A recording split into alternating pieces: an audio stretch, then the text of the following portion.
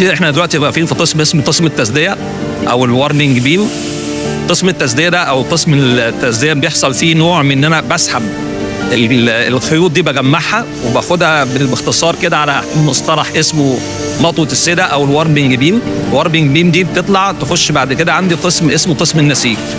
قبل ما تخش قسم النسيج، لو هي يعني في النوع الغزل عندي على واحد او يعني عشان الناس تبقى فاهمه، على واحد دي يعني الفتله بتبقى صغيره جدا، بتبقى رفيعه جدا، معاش فتله ممكن ثانيه تتقطع. بيبقى في نوعين من الفتل مزويين على بعض او مضروبين على بعض. ده ما محتاجش ان هو يخش عندي القسم اللي انا هكلمه اسمه قسم السايزنج. السايزنج ده بيدي كفرنج او بيدي ماده تقويه للفتله علشان الفتله تبقى ماسكه نفسها اكتر، عشان بعد كده بالظبط. الله ينور. اول ما بتخش عندي النسيج بتستحمل عمليه الاحتكاك وبطلع بيها باعلى كفاءه وبتدي فتله تقويه. بعد كده لما بتتمسك قماش بنزيل احنا السايزنج ده بالتجهيز.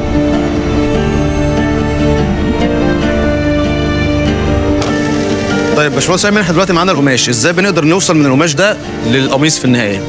بص حضرتك، احنا بنبدا بمرحله فرش القماش. فرش القماش ده بيتم عن طريق رسمه بيرسمها الباترون بالاطوال المطلوبه بالديزاين المطلوب. بعد كده القماش بيروح عند مرحله القص.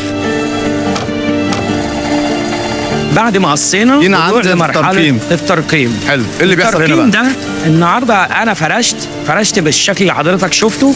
القميص بيطلع من على رأي واحد. القميص ده عباره عن 18 جزء. ما ينفعش اخد جزء من قميص احطه مع قميص تاني، فلازم كل جزء في ال 18 جزء ياخد نفس الرقم. واحد بال 18 جزء. طيب باشمهندس ايمن، بعد ما خلصنا الترقيم بنيجي هنا عند الجوده، ايه اللي بيحصل هنا بقى؟ بعد ما خلصنا اجزاء الترقيم بيجي هنا عند قسم الجوده يفحصوا اجزاء القميص 100% عشان كل جزء 100%، عشان اتاكد ان الاجزاء القميص اللي داخله خطوط الانتاج طالعه من القص سليمه 100%، ما يحصلش اي مشكله بعد ما القميص يشتغل على مكن الانتاج. يعني انت بتفحص كل الانتاج، مش جزء معين وتشوف القفه مثلا خلاص تم فحصها وتمام. طلعت هي العيب اللي هنا اللي فيه مشكله. هنا في عيب بسيط اهو. هي بترجعه لمدير القص. في قسم تغييرات بيغير الجزء ده ويرجع يجي في مكانه سليم. ما شاء الله يا باشمهندس، شكلهم بيفرح. هنا بقى بنجمع اجزاء القميص كلها. بعد ما خلصنا في قسم القص بيجي خط الانتاج بتاع القميص حلو بجميع المراحل. عندي العامل هنا بقى له 10 سنين و12 سنه، فبيعمل العمليه بجوده كويسه جدا. هنا بدانا اهو القميص، هو بدا اهو كده بدا يبقى شكله قميص. ده الكم لسه هيكمل. ايوه، ده الكولر ركبت، وهذا الكم الثاني تقدر ايوه كده بقى شكله قميص. ده ماسيمو دوتي وميد ان ايجيبت. ميد ان ايجيبت.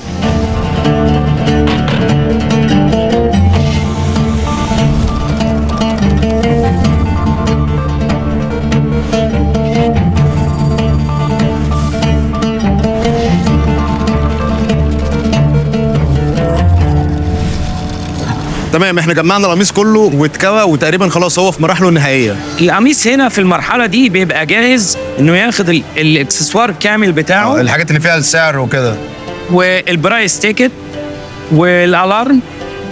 لا انت بتحط الالارم بتاع القمصان هنا كمان.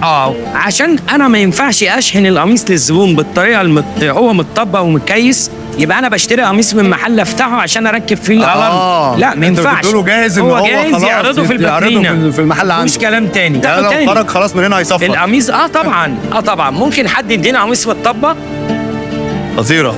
ده قميص كامل واخد اكسسواره كامل. هو خلاص هو في المحل، هو يتحط في الباترينا بالشكل ده كده. اوكي، خطير بالالارم بتاعه وكل حاجه كده. خلاص بقينا جاهزين على الشحن للزبون. يلا بينا، الف مبروك.